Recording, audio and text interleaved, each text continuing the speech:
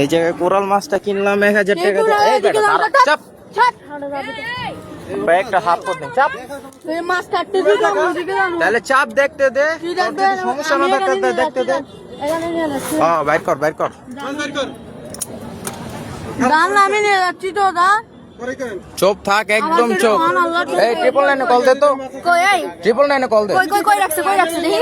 আরে ওই যে নিচে মাছটা ওই যে দেখছো কি রে এই মাছ বিতে গেল কেমনে ভিতরে গেল কেমনে আমরা এটা কিনছি এই যে এই মাছটা কিনলাম মাত্র 1000 টাকা দিয়া। মাছটা চেঞ্জ করে ওই জায়গায় অন্য মাছ দিছে। এই যে মাছটা এটা এই মাছ কিনছিলাম চেঞ্জ করে দিছে। এই যে এই মাছটা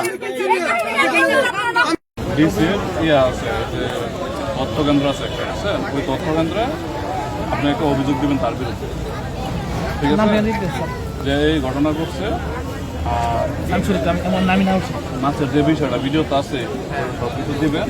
আর ওর ব্যবসার বিষয়ে আমি দেখতেছি কি হয়। এমনি তো ওখানে অভিযোগ দিলে তার ব্যবসাটা এখানে করতে পারবে না, আমার কথা বুঝছেন? আর আমাদের থেকে যতটুকু ব্যবস্থা নেওয়া যায় আমি ব্যবস্থা নিচ্ছি।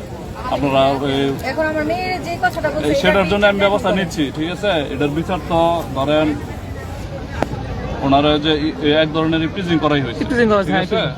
ওটার জন্য আইনগতভাবে যাইতে হবে। সবার সামনে কথাটা বলছি। হ্যাঁ বুঝতে পারছি আমি।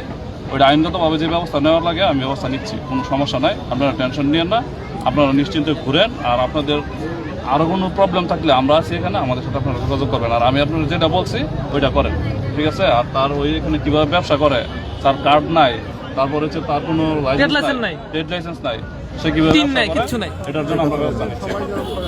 মানে আমরা যে 2 দিন আছে আমি কোনো সমস্যা করবো না আপনি। এখনের পর থেকে যদি আরেকটা শব্দ সে বলে, আরেকটা শব্দ যদি বলে, আপনি হলে আমার জানাবেন, আমার নাম্বার দেন। যা করছে এটার জন্য তো সে খেসারত দিয়ে শেষ করতে পারবে না। 0168 08 79 40